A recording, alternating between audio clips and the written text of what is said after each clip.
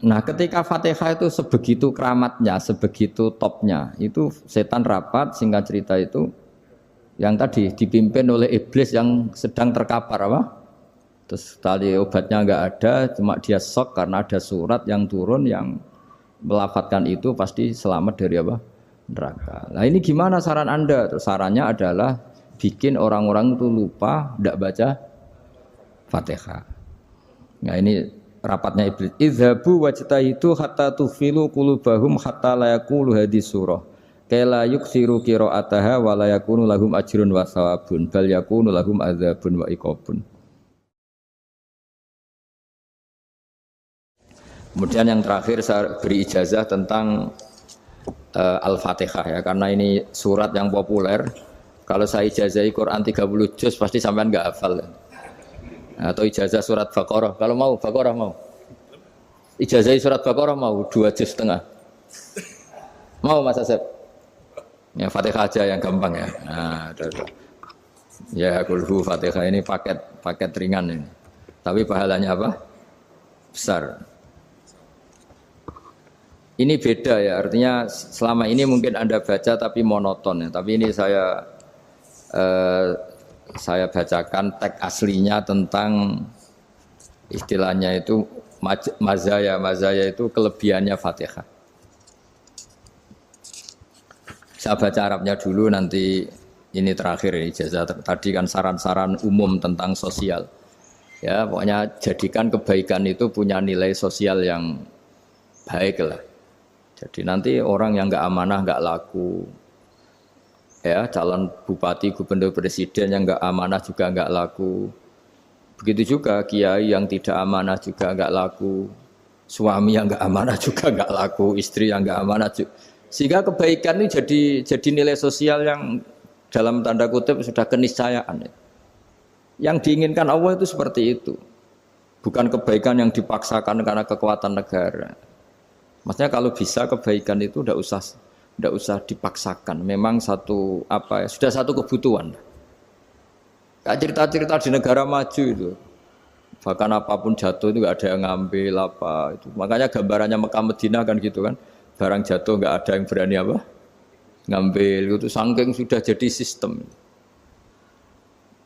Nah, sehingga banyak negara di Eropa itu yang sampai nggak punya tentara, nggak punya polisi karena kebaikan itu sudah. Nah kita kan masih capek, polisinya aja capek apalagi masyarakatnya, karena ya kebaikan itu belum jadi nilai apa bersama. Nah kita selain ditopang negara, ada polisi, ada tentara, itu kita usahakan kebaikan itu jadi nilai apa bersama. Tadi wa'tamiru bainakum bima'ruf. Dan kita punya reputasi yang bagus dalam bab ini. Saya masih ingat kecil saya itu yang jilbaban hanya keluarga kiai. Sekarang rata-rata masyarakat itu jilbaban. Dulu yang sekolah SMP, SMA itu jilbaban kadang dulu malah dilarang ya, harus sama seperti itu seragamnya. Sekarang sudah boleh. Dan nyaman. Lama-lama yang dapat simpatik ya yang pakai pakaian model tertutup seperti itu. Lama-lama gamane cara wong golek mantu ya golek yang seperti itu daripada yang blodor. Lama-lama jadi nilai bersama. Ya ingin saya seperti itulah. Di terminal juga sama. Orang mau makan cari warung yang kelihatan ada ayat kursinya, pakai jilbab, atau paling enggak dia enggak mungkin lah nyuguhkan yang tiren atau yang haram. Akan ada garansi sosial, ada apa? Ada garansi apa? Sosial dengan penampilan yang soleh itu kan, masa iya nyuguhkan oplosan babi gitu misalnya itu. Jadi nilai sosial itu harus benar-benar jadi nilai. Sehingga negara biar enggak capek-capek itu. Polisi juga gak capek kan, karena tugasnya corong Jawa mau ngawat-ngawati tok, tapi sudah tidak perlu tegang karena kebaikan sudah jadi nilai apa bersama. Ya ingat-ingat ya ayatnya tadi wa'tamiru bainakum bima'ruf. Jadi kebaikan itu harus jadi nilai bersama. Iktimar itu menjadi urusan bersama. Makanya kalau kita rapat besar disebut apa? Muktamar. Muktamar itu urusan bersama. Ya tadi, imamnya sholat juga menopang Gojek karena enggak lama-lama nopang Grab, nopang Kernet, nopang penjaga Indomaret, penjaga bensin, pom bensin. Lah dia hanya punya waktu 5 menit terus imamnya baca Baqarah kan. Iya imamnya mursyid, mungkin dia tambah lama tambah dapat aplaus dari muhibbinnya, tapi makmumnya Dia tambah lama dapat penghormatan dari pecintanya, tapi kitanya wah khusyuk wali kan dia dapat status naik lah, kita yang sudah tidak ikut jadi wali diganggu apa pekerjaannya. Kalau ada imam seperti itu sampai mufarokoh saja. Niat ya Allah sampai sini saja saya makmum orang itu. Silakan orang itu punya urusan sendiri dengan jenengan ya sudah atau salib saja apa? Ya, itu boleh kalau dalam fikih namanya apa? Mufarokoh. Mufarokoh itu niat. Tapi kamu jangan langsung selonong mufarokoh, niat dulu. Pamit sama Allah bahwa sekarang mau mufarokoh. Ya, tapi ya jadi sholat yang aneh kan, imamnya masih rukuk, kamu terus sujud, terus apa-apa selesai ya. Mungkin dalam pandangan itu orang lain ini maksudnya makmum gimana ini kok begini. Tapi sudahlah Allah Maha tahu. Insya Allah dimaklumi. Ya saya baca tentang Fatihah ya, karena sampean pasti sering baca Fatihah. Supaya apa sekaligus jadi jimat lah gitu. Jadi kalau kamu sering di jalan-jalan yang mungkin sepi atau mungkin kan tidak semua teman Grab itu nasibnya bagus yang di Semarang Jogja. Mungkin yang di Kalimantan di Papua kan ada yang 10 kilo gak ketemu rumah, ya kan? Ya lihat di TV-TV itu kan kasihan kan. Sudah 10 kilo gak ketemu rumah. Penumpangnya kuwekar preman tuh kan. Ini makan orang enggak kan gitu. Kan ujiannya dua. Kalau penumpangnya cantik itu ya kecoba syahwat, kalau preman takut. Jadi orang itu selalu ujian itu. Sing sedengan itu kan jarang orang itu. Jadi kalau penumpangnya perempuan cantik ujiannya itu syahwat, kalau preman ujiannya ketakutan. Kalau orang yang lemah bawa uang ujiannya kamu ingin garong. Jadi hidup itu memang semuanya ujian. Liyabluwakum ayyukum ahsanu amala. Makanya saya sering ditanya oleh teman-teman, Gus, nah ujiannya kenal wong wedok elek piye sama, kenal wong ayu ujiannya syahwat, kenal wong elek ujiannya ngenyek, itu sama-sama dosa. Syahwat ya dosa, ngenyek juga dosa. Wah elek keriting untune metu ya dosa ngomong gitu. Kadang-kadang orang berpikir enak kancanan wong elek gak dosa, kata siapa kancanan wong elek itu ya dosa, karena bawaannya ngenyek. Ngenyek itu menyepelekan itu. Makanya saya itu ya nggak mau berteman sampean. Nanti kan bawaannya ngenyek atau seneng ya tidak tahu. Ya sudah ada takdir saja kalau ketemu ya tak ulang ngaji gitu. Tapi ini ngaji terakhir, setelah ini ngaji biasa aja, tidak usah resmi gini. Ngaji kok resmi aneh. Pokoknya nanti suatu saat kalau pandemi sudah berlalu saya akan ngaji Rebone, lalu ini ngaji. Ini ngaji yang kurang bagus karena ngatur kiai kurang berkah ini. Nanti tapi ya lumayan lah masih mau ngaji. Ngaji kok tanggal ini jam ini. Sekarang suatu saat kamu tak panggil, Mas Wahyu datang ke sini jam ini, tidak mesti bisa. Mungkin pas ada acara apa, oh, maaf ke sini pas ngecek, pas apa. Gitu. Jadi ya sudah tapi tak maafkan, enggak apa-apa. Takdir, ya. Tak bacakan supaya sampean tahu keramatnya Bismillah. Nah sebelum saya bacakan Bismillah Fatihah, tak beritahu tentang ilmu tafsirnya, karena ini penting sekali. Fatihah itu dawuhnya Allah, tentu itu dawuhnya Allah. Saya ulang lagi, itu kalam Allah. Tapi yang sudah diberikan kesampaian ke kita semua. Sehingga seakan-akan itu menjadi dawuhnya kita ke Allah. Jangan salah loh ya, Fatihah itu dawuh Allah, tapi sudah diberikan ke kita. Sehingga posisi kita itu yang punya itu. Nah kenapa ini perlu dijelaskan? Karena nanti ada kalimat iyyaka na'budu wa iyyaka nasta'in. Kalau itu masih kalam Allah, berarti Allah ngomong ke kamu, ngendikan ke kamu, kepadamu aku menyembah. Masa Allah menyembah kamu? Nah, sehingga ilmu tafsir itu menyelesaikan itu dulu ya. Saya ulang lagi ya, sebelum sampean sering baca Fatihah, aku yakin ya sering baca. Tapi barokahnya ndak paham itu ndak pernah janggal. Enggak paham itu ya penting supaya ndak iskal, ndak janggal. Sebetulnya di kalimat itu ada yang janggal. Kalau Fatihah itu kalimatnya Allah atau kalam Allah, bagaimana dengan kata-kata iyyaka na'budu? Masa Allah ngendikan ke kita, kepadamu kami menyembah. Masa Allah menyembah kita? Maka penyelesaiannya secara ilmu tafsir gimana? Semua ulama mengatakan, bukan satu dua, semuanya mengatakan di Fatihah itu semuanya diberi kawalan kalimat. Saya ulang lagi ya, di Fatihah itu semuanya diberi awalan kalimat qulu, katakan wahai hambaku begini. Ya, katakan wahai hambaku begini. Nah, begini ini pelajaran dari Allah yang sudah diberikan ke kita. Terus kita mengatakan bismillahirrahmanirrahim, alhamdulillahirabbil, termasuk kita mengatakan iyyaka na'budu wa iyyaka nasta'in. Jangan bayangkan Allah ngendikan ke kita. Kalau Allah ngendikan kita berarti gini, hei wahyu, ihdinas siratal mustaqim, tunjukkan saya jalan yang benar. Nah nanti kamu terus, ya Allah, Anda aja minta tolong saya minta tolong siapa kan? Jadi panjang kan? Ya, saya ulang lagi ya. Jadi itu di Ulumul Quran diterangkan gimana? Sebelum baca Fatihah, ya. Fatihah itu kalamullah, ngendikane Allah, tapi yang sudah diajarkan ke kita dan sudah milik kita, sehingga kalimat itu menjadi milik kita.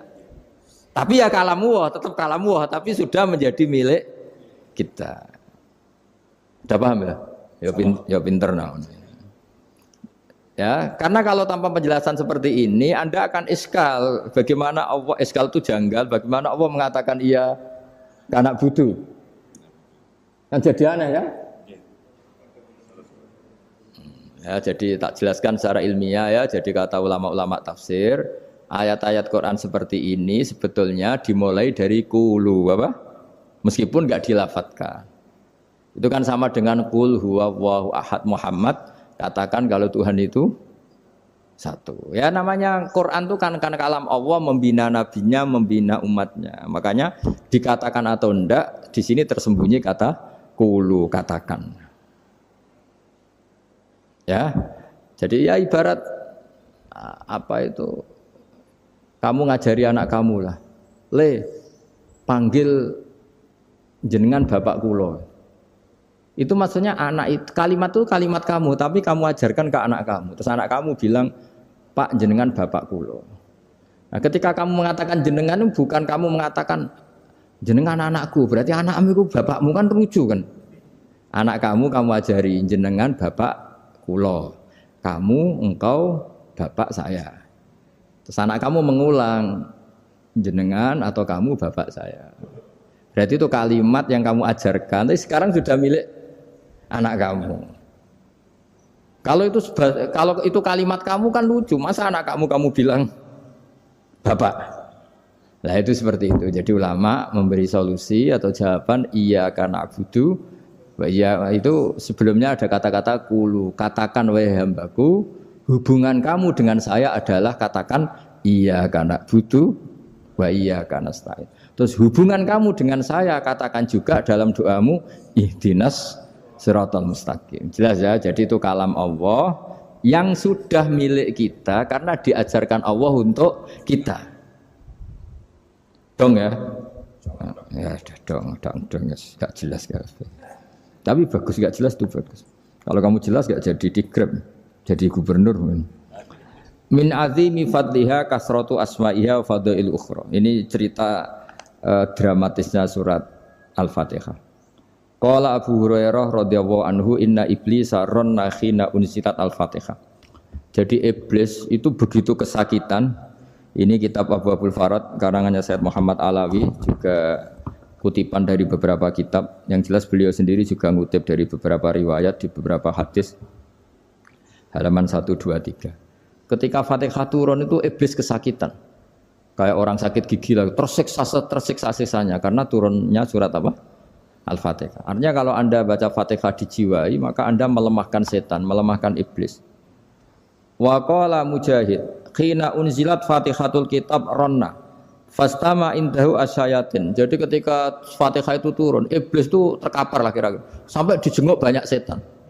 Jadi kamarnya di ICU lah kira-kira gitu kalau sekarang itu. Entah Covid entah enggak tahu. Pokoknya di ICU sampai dijenguk banyak setan. Enggak tahu bawa apa enggak tahu. Pokoknya dijenguk banyak setan. Ono yang nyangoni karena ini apa? Ketuanya apa? Pingsan, sakit.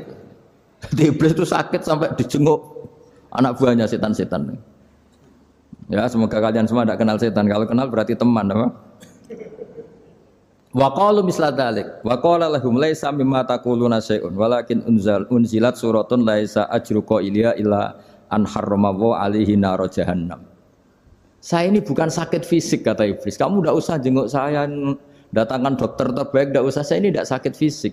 Saya ini sakit karena ada surat yang diturunkan, yang pahala yang melafadzkan surat itu pasti selamat dari neraka. Padahal misi terbesar saya ini supaya manusia masuk neraka. Sekarang punya tamengnya. Wah pusing kan? Ya seperti orang lah goda sampean ternyata sampean setia itu kan pusing.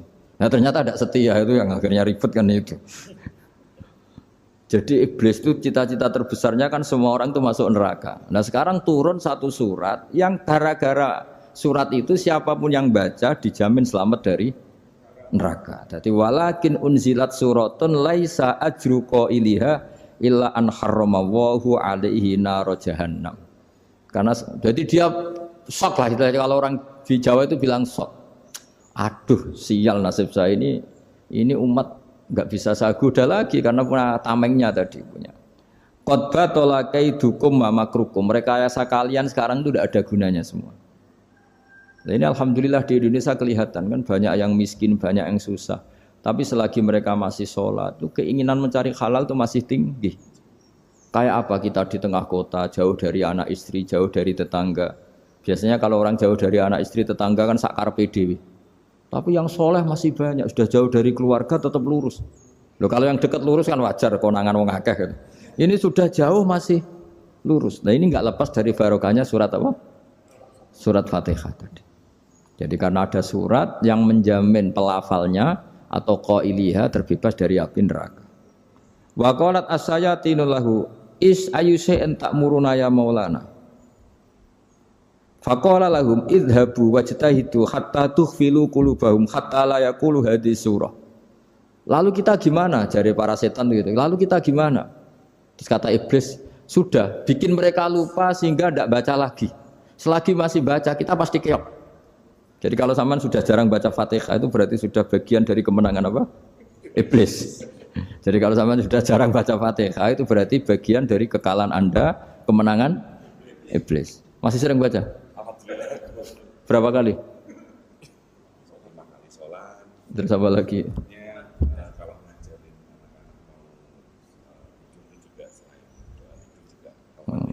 Kok 5 kali tok itu? Berarti pas salat fardu tok itu. Enggak 5 kali itu mendingan itu 17. Kamu itu ngitungnya jangan 5 ini. 5 waktu itu berarti lumayan kan? Berapa? 17 ya? Ya. 17 ya? Ya. 17 tapi kalau makmum tuh sering separuh kan, apalagi makmum tarawih. Ya kan? Makmum tarawih itu bacanya Fatihah ada yang sempurna enggak ya? Ya enggak lah. Baru alhamdulillahirabbil alamin imam ruku ikut ruku gitu. Makmum kan yang tarawih lah, Mas. Kalau tarawih jarang sempurna ya. Fatihahnya itu. Kan imam sudah ruku. Kamu bacanya Fatihah sampai mana? Baru setengah ya. Ya paling pas tarawih aja kan enggak sempurna ya. Apalagi kalau imamnya sing kilat tuh waduh malah. Nah, ketika Fatihah itu sebegitu keramatnya, sebegitu topnya, itu setan rapat, singkat cerita itu yang tadi dipimpin oleh iblis yang sedang terkapar apa? Terus tali obatnya enggak ada, cuma dia shock karena ada surat yang turun yang melafatkan itu pasti selamat dari apa? Neraka. Nah, ini gimana saran Anda? Terus sarannya adalah bikin orang-orang itu lupa enggak baca Fatihah.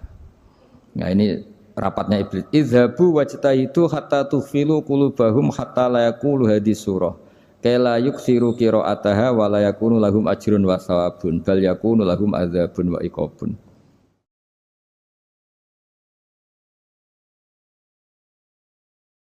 Jadi saya mohon selama ini Anda sudah baca, tapi mungkin hanya rutin saja. Napa rutin saja? Jadi barokahnya ngaji ini kamu punya kekuatan atau punya semangat membaca karena ini surat yang luar biasa. Ibarat gini, kalau sampean tanya, saya juga sering mikir, masa Gus hanya surat kok punya kekuatan seperti itu? Di dunia ini kata Allah, mulai Nabi Adam sampai kiamat, nggak ada yang bisa menandingi kekuatan kalimah. Kalimah itu kata-kata, nggak ada yang bisa menandingi kata-kata. Misalnya Anda nge-grab, berangkat istri cuek, berangkat cuek. Itu beda dengan ketika meskipun satu kalimat. Wes Pak, muga-muga dilindungi pangeran, mugi-mugi jenengan selamat. Itu menjadi teduh dan semangatnya luar biasa karena kayak mendapat support. Jadi kira-kira kalimat itu hubungannya kita dengan Allah, Fatihah itu seperti itu. Kamu melafadzkan satu kata-kata yang dibenarkan langit bumi, dibenarkan aras, dibenarkan malaikat, dibenarkan semua penghuni di dunia ini. Sehingga tuh efeknya luar biasa. Itu seperti gini ya, kamu cerai sama istri, terus nikah lagi katut babon. 10 tahun anak kamu dididik, ibunya benci kamu. Dan memang Anda layak dibenci. Dididik. Dan sampai nggak pernah manggil kamu Pak. Suatu saat, kamu tentu rindu kan, ingin dipanggil Bapak oleh anak kamu. Suatu saat anak ini manggil kamu Pak E. Wah itu senengnya bukan main. Hanya sebuah kata-kata. Makanya kadang-kadang orang itu tanya sama kiai, ijazah lafadz ini gunanya apa sih? Itu ijazah-ijazah itu untaian kata-kata. Yang kata-kata ini dibenarkan langit dan bumi dan aras dan para malaikat sehingga efeknya itu luar. Nah ibarat seperti itulah. Kamu melafadzkan Fatihah itu melafadzkan kata-kata yang dibenarkan Allah dan Rasul dan semua malaikat, semua penghuni langit. Maka ini efeknya pasti luar. Nah di sini lah orang-orang dulu itu tahu keramatnya itu sehingga ketika melawan Belanda, melawan Jepang dulu itu kalimat-kalimat itu menjadi mantra yang luar biasa. Doa yang luar biasa. Tapi di era modern karena orang sudah tidak ngerti itu, dianggap itu mantra, jimat, khurafat, bid'ah, waduh ribet menemal. Sebetulnya tidak seperti itu. Memang kata-kata ini kekuatannya luar biasa. Sama kesakitan hati kamu juga karena itu. Ngojek wangilan. Lha Pak di bojo kok kowe gagah tok kere. Wah, iku seling terus. Padahal kalimat itu kan tidak melukai secara fisik, tapi apa kerjanya sesuk saras-sarasen. Karena terus dengan pengadilan seperti itu kan, ngapain kerja demi perempuan yang seperti ini? Lagi-lagi kata-kata ini luar. Nah bayangkan kalau kata-kata itu adalah kalimat yang diajarkan Allah lewat Rasulnya, lewat malaikat Jibril. Kayak apa kekuatannya? Nah, kira-kira Fatihah itu gitu. Kalimat yang baik, kalimatan thayyibah diajarkan oleh Allah dan Rasul, kayak apa kira-kira kekuatannya? Pasti luar biasa. Wong support yang dikatakan istri kita, anak kita aja luar biasa, apalagi ini support yang diajarkan Allah dan Rasul. Ya makanya saya mohon kalau baca Fatihah, baca kalimat-kalimat thayyibah ketika sholat itu dijiwai. Ya misalnya Rabbana lakal hamdu mil'us samawati wa mil'ul ardi wa mil'u ma syi'ta min syai'im. Engkau zat yang layak dipuji dan pujian ini memenuhi langit dan bumi. Karena kita tahu nggak ada sejengkal di alam raya ini kecuali di situ ada rahmat Allah. Misalnya kamu bisa lewat sampai rumah saya, kamu mungkin anggap biasa saja. Coba kalau ngalami likuifaksi, tahu-tahu bumi ini ambles, bisa ngelewati yang likuifaksi itu luar. Tanyakan orang pernah ngalami likuifaksi di Sulawesi, itu melihat bumi bisa diinjak nggak ambles itu, wah luar.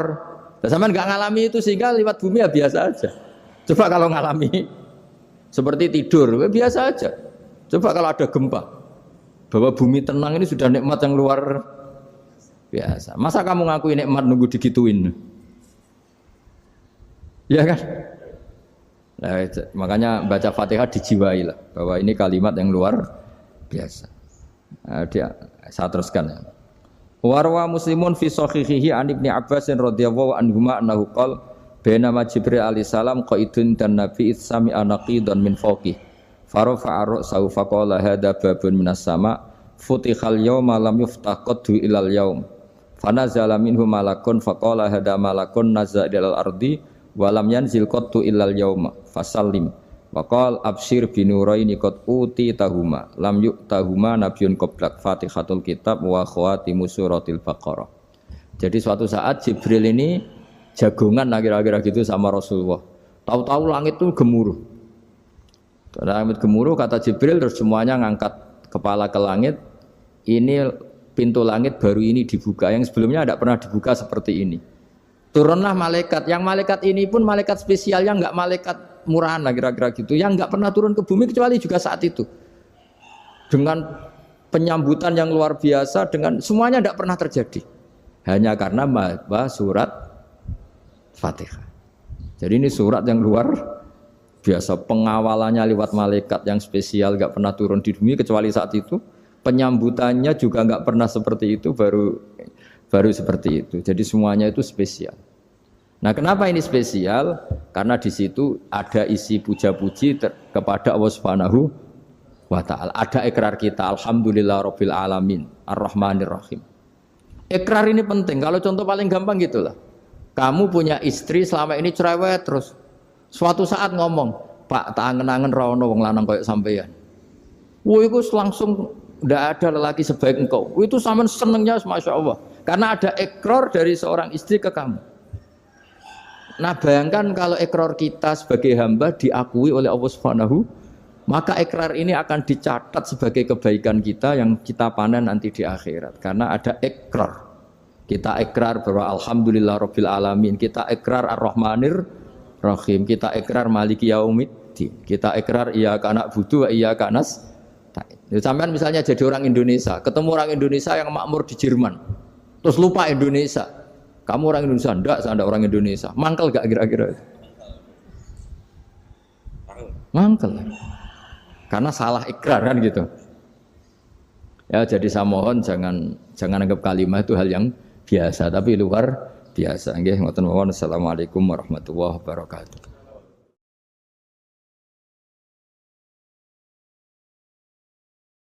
Saya berkali-kali kampanye di mana-mana lah, kampanye dan menganjurkan.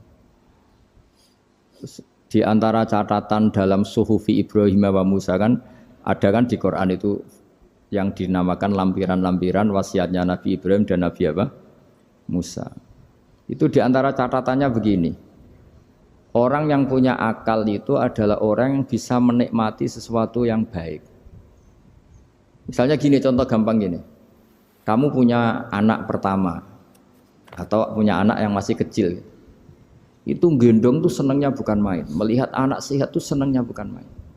Mungkin saat itu banyak orang yang sedang maksiat dengan perempuan nakal atau dengan teman-teman nakalnya, yang nganggap seperti itu tidak nikmat. Tapi andekan ini ditimbang ya ditimbang. Yang maksiat betulan, misalnya paling ukuran bahagianya itu 70%. Tapi yang ini, yang nimang anak baru lahir atau masih kecil, corong Jawa ngeloni anak, bisa saja bahagianya itu sampai 100%.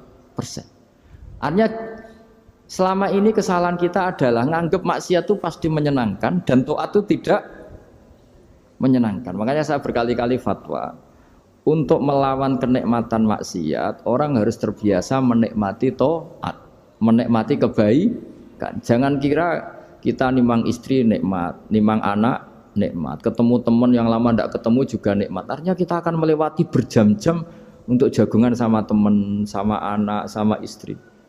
Dan itu harus kamu nikmati supaya mengganti tidak berkebutuhan nikmat yang lewat jalur maksiat. Jadi saya mohon sarana-sarana yang menyenangkan itu, yang taat itu kita maksimalkan. Makanya bapak saya itu sering pesan, kowe nak ngaji sing guyon, sing seneng. Nganti wong maksiat itu karena cari kesenangan. Coba kalau kesenangan itu sudah didapatkan saat taat, maka tidak butuh lagi kesenangan yang berbentuk maksiat. Makanya orang-orang wali dulu kalau sudah sholat itu gak bisa berhenti karena merasa nikmat. Makanya Nabi pernah ngendikan wa qurratu aini fi sholat, nyaman saya itu kalau sedang sholat.